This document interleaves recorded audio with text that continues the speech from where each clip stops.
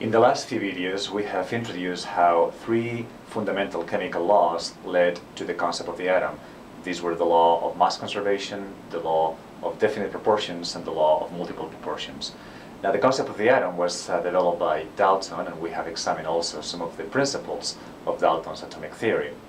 Now, about 100 years after Dalton came up with his atomic theory, there were experiments that actually probe exactly how the atom works.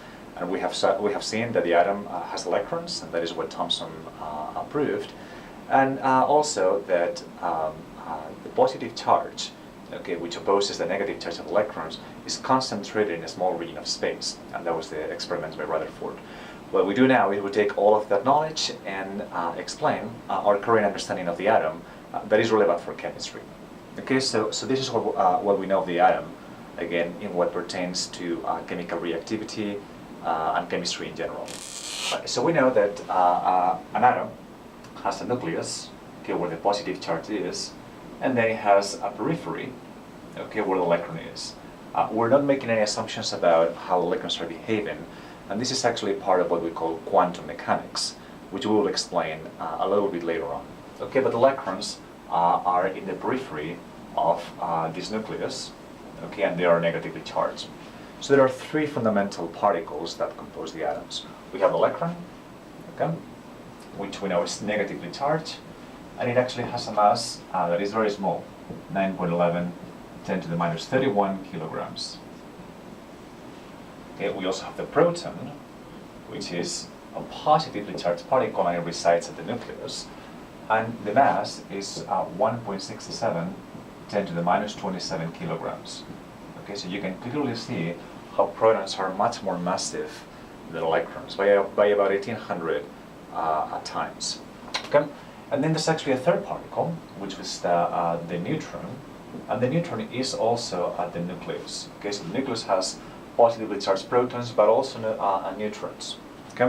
These neutrons don't have any charge. That's why they have the name neutron, and the mass is very similar to that of a proton. As a matter of fact, for us, there's no difference in the mass, although they are slightly different. The difference in the mass appears in the fourth significant figure right here. Again, importantly, those neutrons only add mass to the atom. They don't add any charge. So that's what we think about the atom right now. Of course, if you study particle physics, this is actually much more complicated because you have particles beyond these three. But for what pertains to chemistry, those particles are actually not interesting or not necessary to understand most chemical patterns. So we concentrate on this. I tell a little bit note about the size of an atom.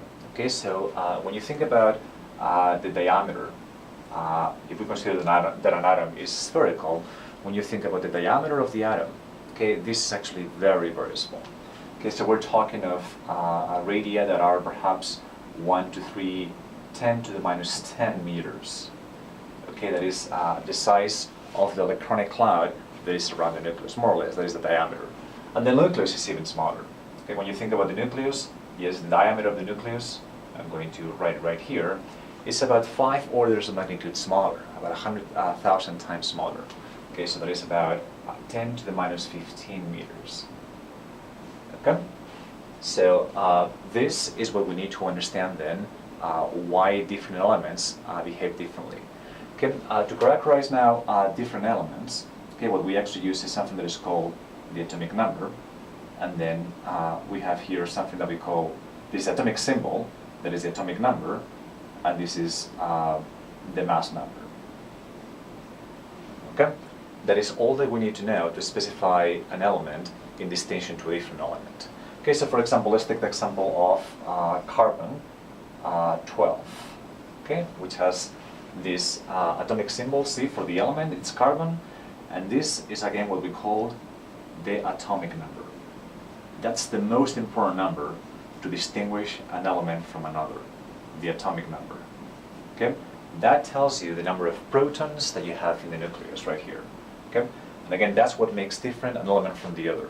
The difference between carbon and oxygen fundamentally is that carbon has 6 protons in the nucleus, but oxygen would have 8 protons in the nucleus.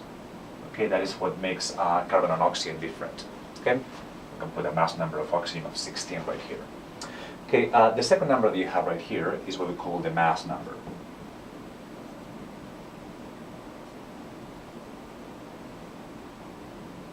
The mass number does not determine what element you have.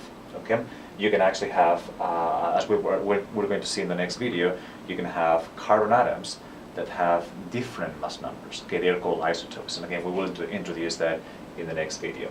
The mass number is just the sum of the number of protons and neutrons. Okay, so when you think about this atomic symbol right here, okay, we know that it has 6 protons. If the mass number is 12, that will mean that there's 6 neutrons, because the sum of 6 and 6 protons and 6 neutrons is 12, which is exactly what you have right here. Okay, so from this atomic symbol, we actually know exactly how many atomic particles you have in this particular atom.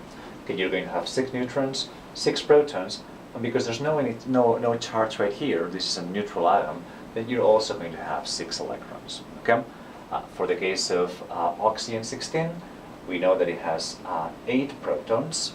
Okay, the mass number is 16, which means that you need 8 neutrons to get a sum of protons and neutrons equal to 16. And because this atom is also neutral, then that means that the number of electrons has to be 8 as well. Okay, so again, importantly, we can characterize every single atom with this atomic symbol. Okay, what distinguishes elements from each other is the atomic number, and the mass number tells us how many neutrons we have. The charge then indicates the number of electrons, and again, if the charge is 0, that means that you have the same number of electrons than protons, and we will see what happens when you have a positive or a negative charge.